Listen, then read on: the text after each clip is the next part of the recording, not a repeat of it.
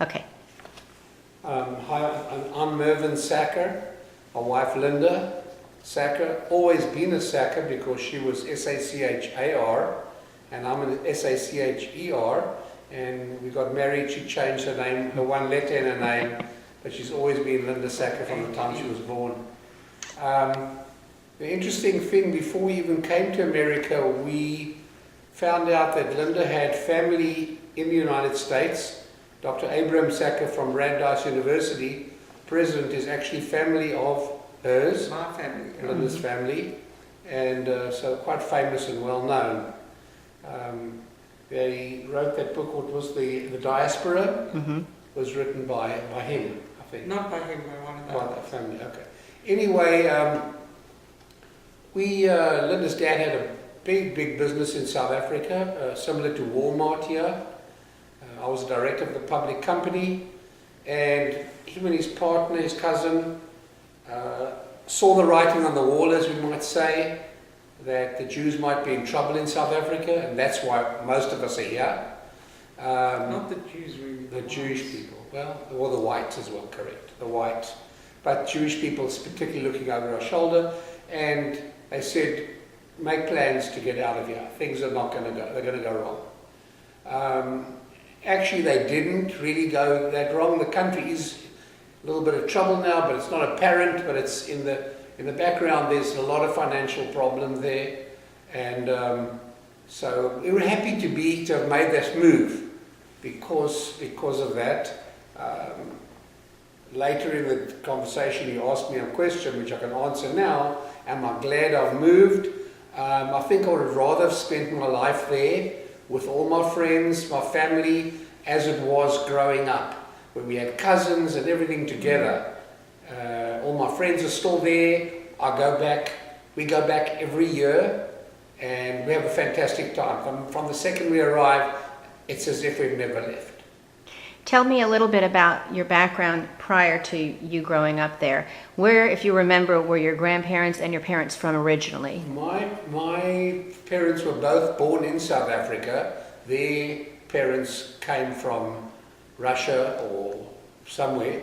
Linda's dad comes from Kubitschek in Lithuania, and her mom was born in South Africa. And Linda's dad started off with nothing and landed up as a very, very successful businessman with a company listed on the Johannesburg Stock Exchange. And your parents, your family? My dad worked for an uncle of mine in the furniture business. I used to spend a lot of my time as a kid playing in the factory and learned quite a lot about wood and furniture from my dad. My dad was very handy, and he taught me a lot, and I'm also pretty handy to fix and do stuff with my hands. And then I went through school and played a lot of sport, everything I could think of.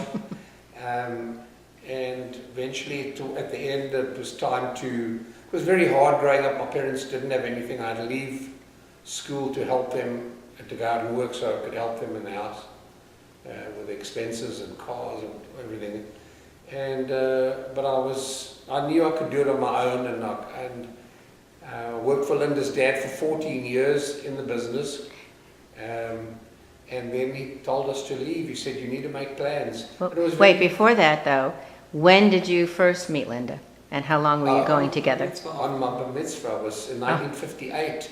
I was 13, she was 11, and she came over to visit. No, didn't you come to a I friend's came house? I went to visit there with a cousin of mine who was one of Linda's friends, and kind of saw right away. I actually spotted her right away. It was quite unbelievable.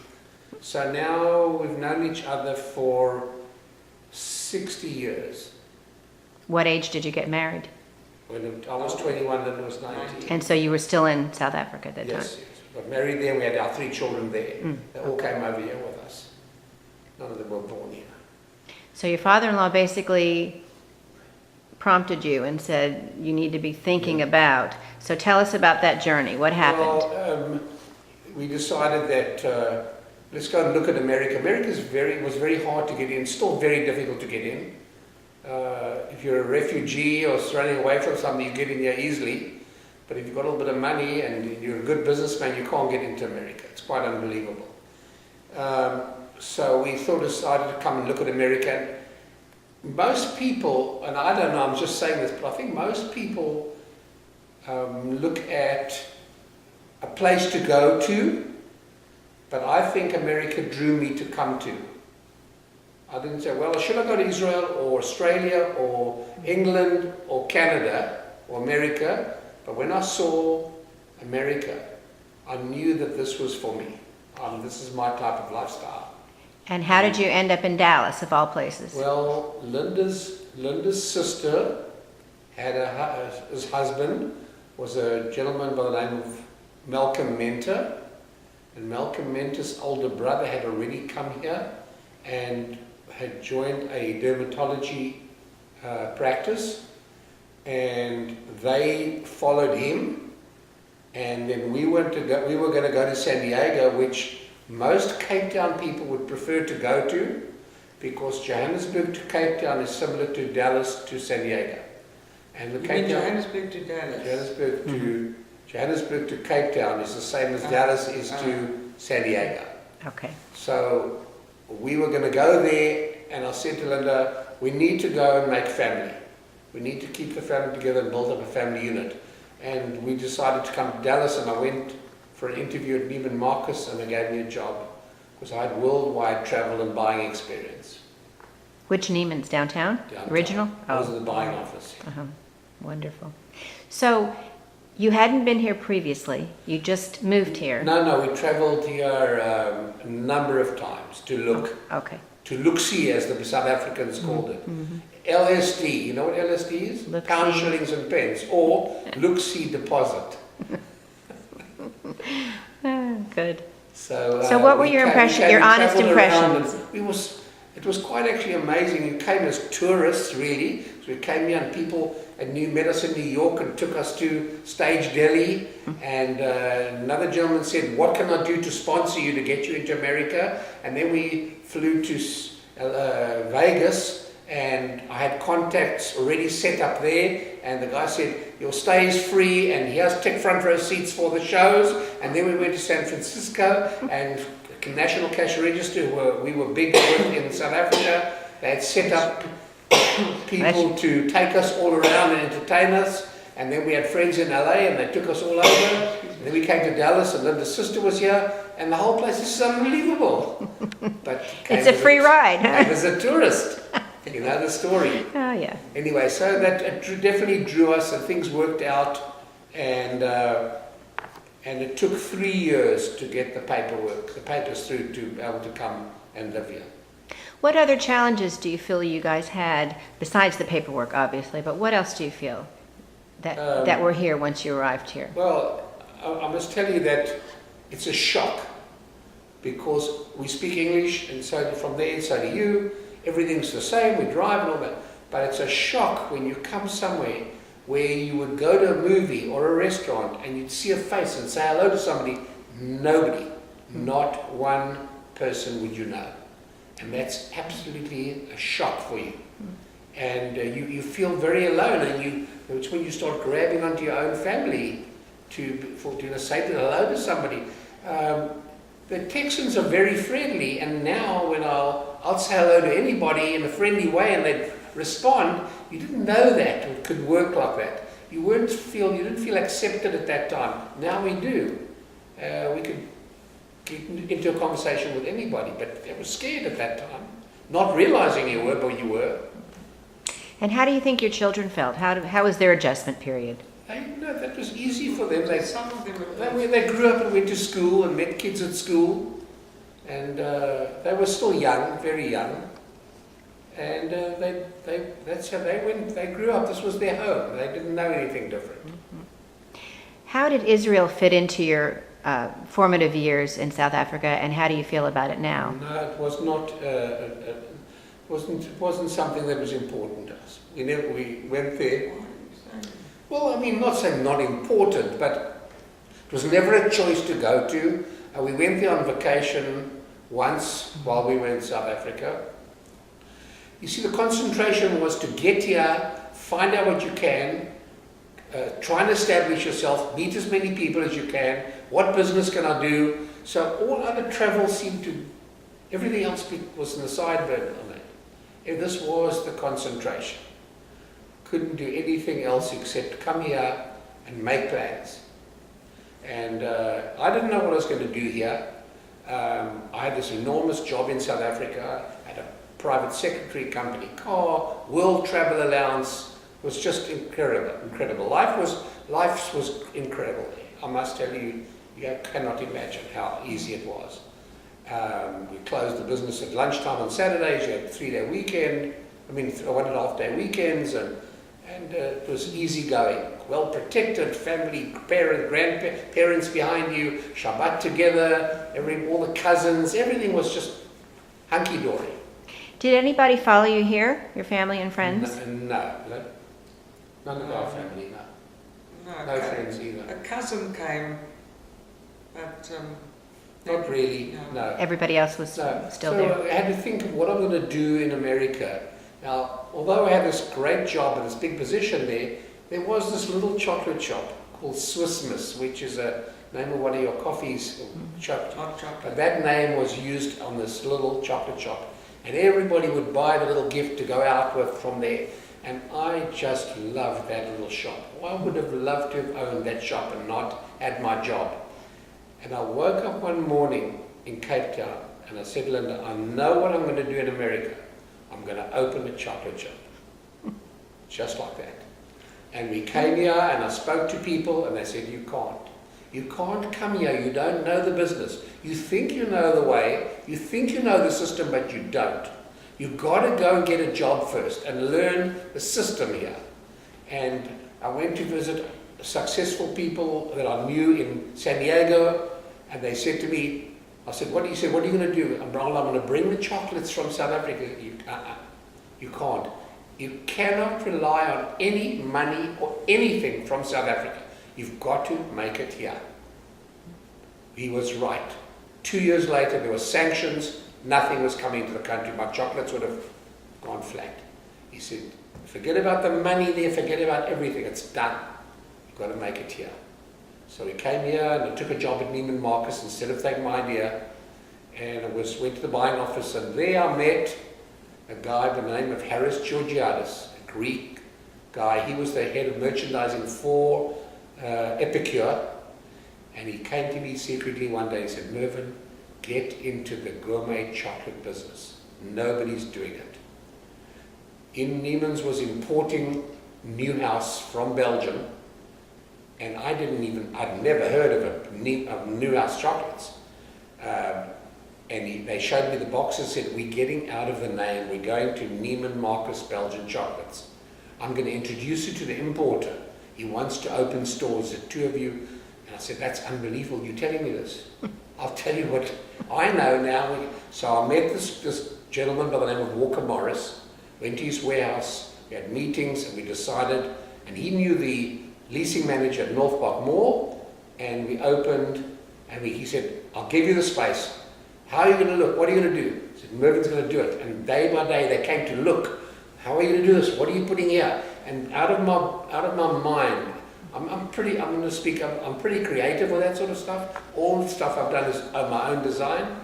And we took pictures from the boxes and I copied things, and that's how the store came out. And we opened up on the day that Reagan became president in 1980, on the November 4th, 1980, we opened the store with an advert that said, come and taste one of the world's rarest jewels.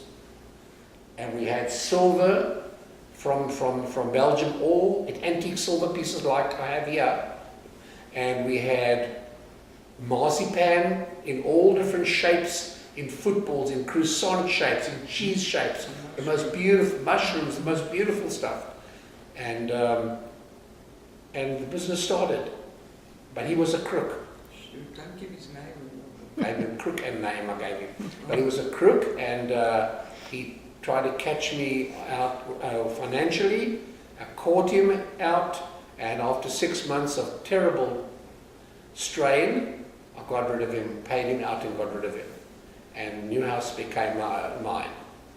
And in 1982 we opened the Galleria, in 84 we opened Prestonwood, then we opened Valley View, and then we opened a store across the road from where I am, Preston Royal, southeast corner, and I had 5. I don't know how I ran it. Don't ask me today how I ran 5. I'm having trouble running 1.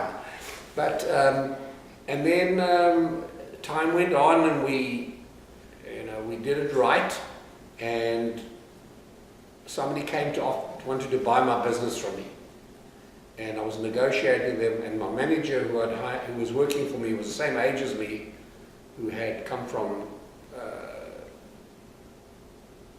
Ohio, Cleveland, and he'd been in the same kind of business, and he worked for me, and he said to me one day, I overheard your conversation, you're selling the business, I want to buy the business for my 2 kids.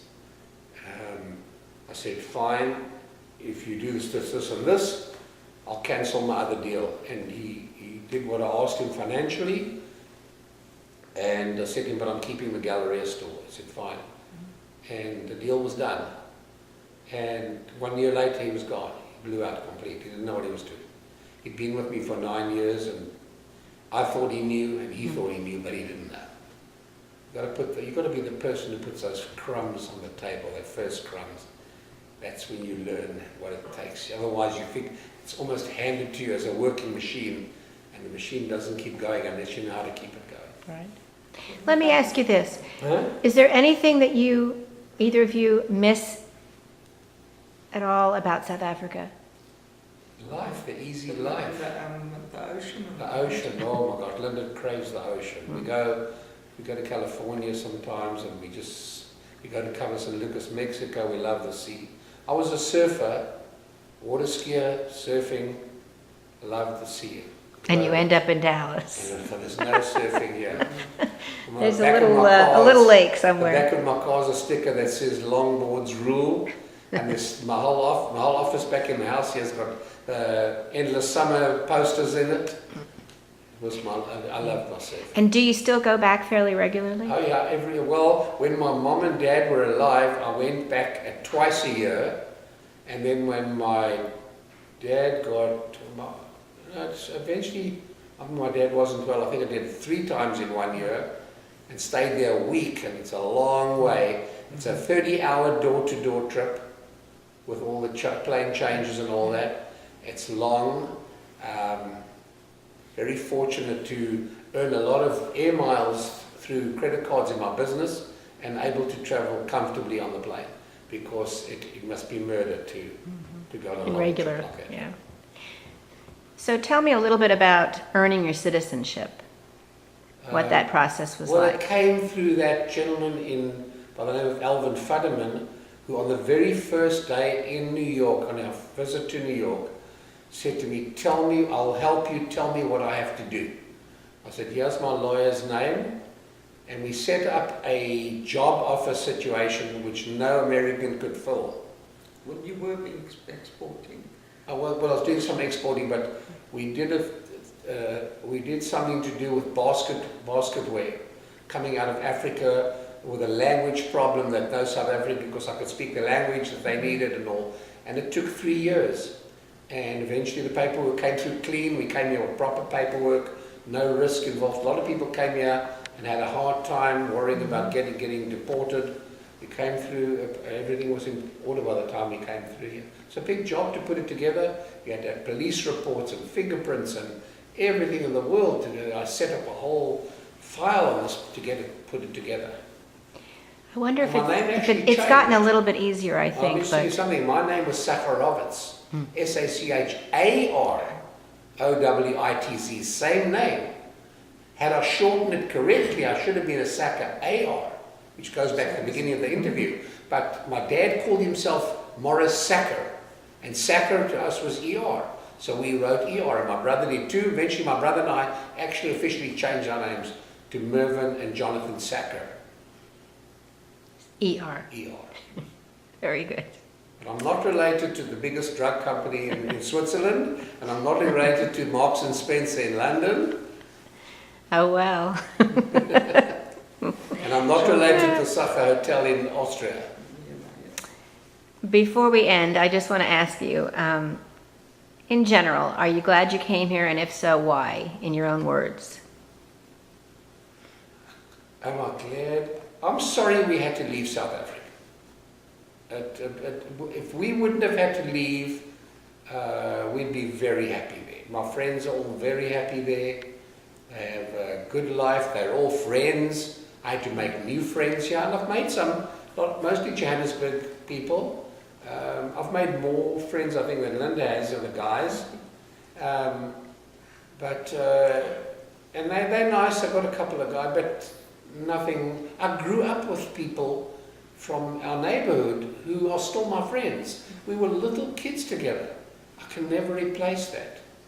I know my way around there. I was like king there. I mean, I knew everything, and people knew me because of my position in my business and in Linda's dad's business. So you were big, and then you became nothing. You go down to the bottom again, and you start building. So are we sorry? I think I'm sorry that we had to move. Would have been wonderful to go my life through there.